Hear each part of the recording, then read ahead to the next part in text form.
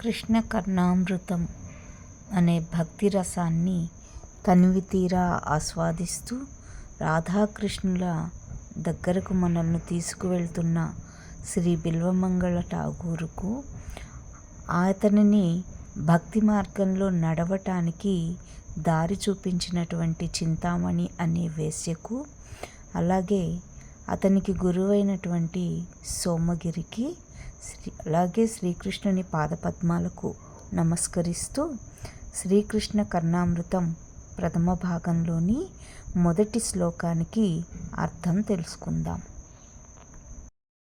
శ్రీకృష్ణ కర్ణామృతము బిల్వమంగళ ఠాగూరు రచన.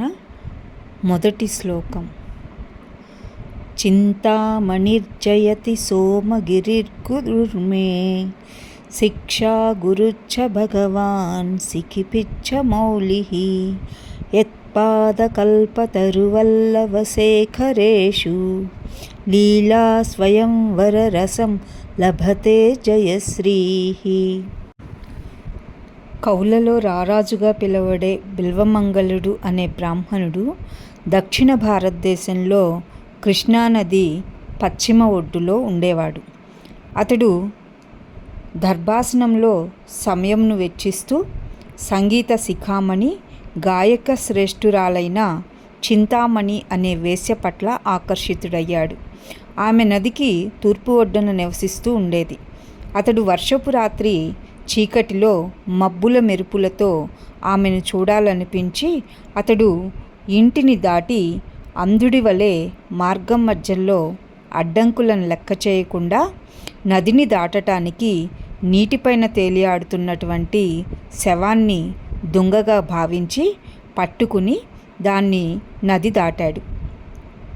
అక్కడికి ప్రవేశించిన తర్వాత ఆమె ఇంటికి వెళ్ళడానికి తలుపులు వేసి ఉండడం వల్ల అక్కడ ఉండేటువంటి ఒక పాము పదే పదే బుసలు కొడుతున్నా వినకుండా అతడు దాని తోక పట్టుకుని గోడను ఎక్కుతూ నీటి కాలువలో పడి స్పృహ కోల్పోయాడు.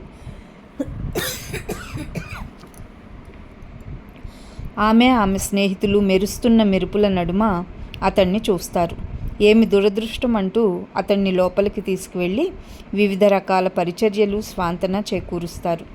అతడు ఎలా తన ఇంటిని చేరుకున్నాలో విన్నటువంటి ఆ చింతామణి శరీరం కంపించగా వికారంతో అతన్ని చూసి ఇలా పలుకుతుంది.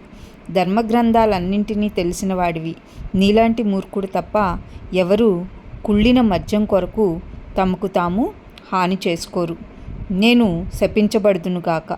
పాపాత్ముడా, నేను కపట ప్రేమను నటిస్తూ పురుషులను మోసగిస్తూ వారి మనస్సులని మరియు సంపదలను అపహరిస్తూ ఉంటాను.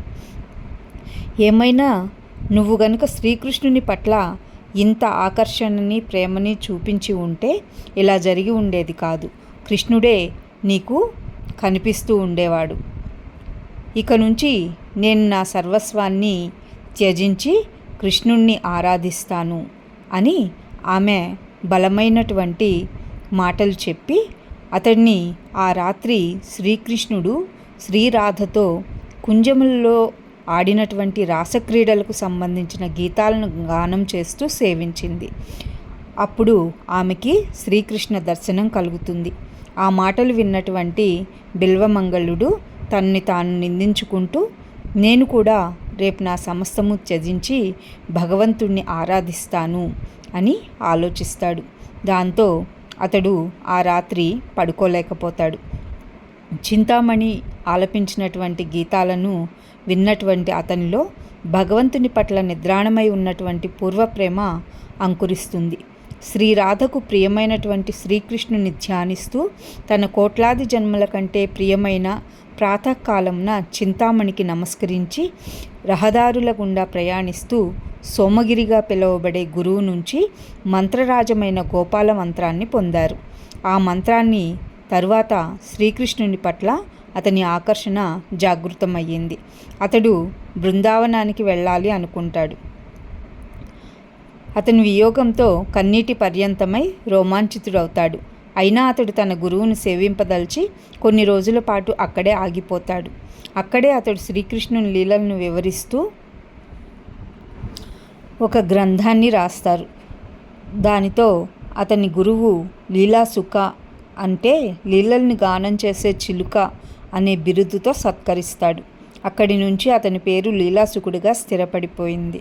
తరువాత అక్కడ తన బంధువుల చేత ఇబ్బందులకు గురి అవటంతో సన్యాసాన్ని స్వీకరించి తన గురువు అనుమతితో బృందావనానికి గొప్ప ఉత్సాహంతో బయలుదేరతారు.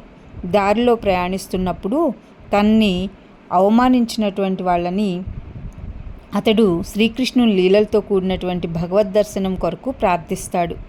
హృదయం భగవంతుని హఠాత్తు దర్శనంతో అతడు ఉవ్వెత్తున ఎగిసిపడి ప్రేమ ప్రవాహం చేత ఉద్భవించినటువంటి వియోగ తరంగాల్లో చిక్కుకుంటాడు.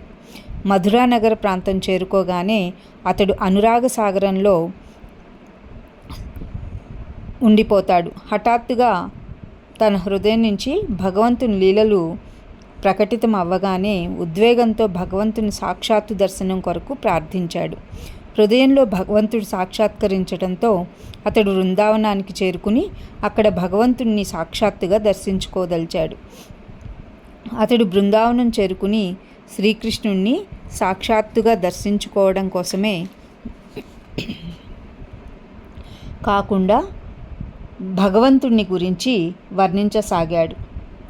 అదే అతని శ్రీకృష్ణుని మీద ఉండేటువంటి ప్రేమోన్మాదంతో పలికినటువంటి మొదటి శ్లోకం. ఈ శ్లోకంలో అతడు చింతామణికి, తన గురువుకి, అలాగే శ్రీకృష్ణుని పాదపద్మాలకి నమస్కరిస్తున్నాడు. ఇప్పుడు దీనికి అర్థం తెలుసుకుందాము.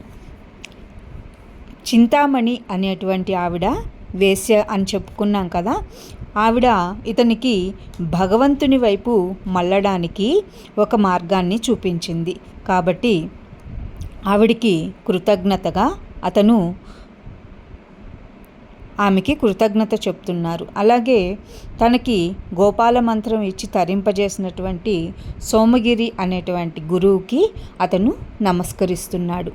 ఇప్పుడు ఆయన ఏం చెప్తున్నాడో చూద్దాం. సర్వాభిష్టాలను సంకల్పానుసారం నెరవేర్చువాడు గురురూపి అయినటువంటి చింతామణి జయమును పొందుకాక. చింతామణి దయను పొందిన నాకు జ్ఞాన వైరాగ్యాలను బోధించినటువంటి సోమగిరి అనే గురువు జయం పొందునుగాక. సికిపించమౌలి అయినటువంటి శ్రీకృష్ణ భగవానుడు అంటే తలలో నెమలి పెంచాన్ని పెట్టుకున్నటువంటి శ్రీకృష్ణుడు నాకు శిక్షా గురువు. అతడు జయమును పొందుగాక. ఆ శ్రీకృష్ణుని పాదములు అనే కల్పవృక్షపు చిగురుటాకుల వంటి వ్రేళ్ల నఖములలో జయశ్రీ రూపిణి అయిన శ్రీరాధ విలాసముగా స్వయంవర రసను అనగా సేవారసను లేదా స్వచ్ఛంద రసను పొందుగాక అని బెల్వమంగళుడు ఈ శ్లోకంలో ముందుగా చింతామణికి కృతజ్ఞతను తెలుపుతూ, అలాగే సోమగిరి అయినటువంటి తన గురువుకి కృతజ్ఞత తెలుపుతూ కృష్ణుడికి నమస్కరిస్తున్నాడు. ఇది ఈ శ్లోకం అర్థం.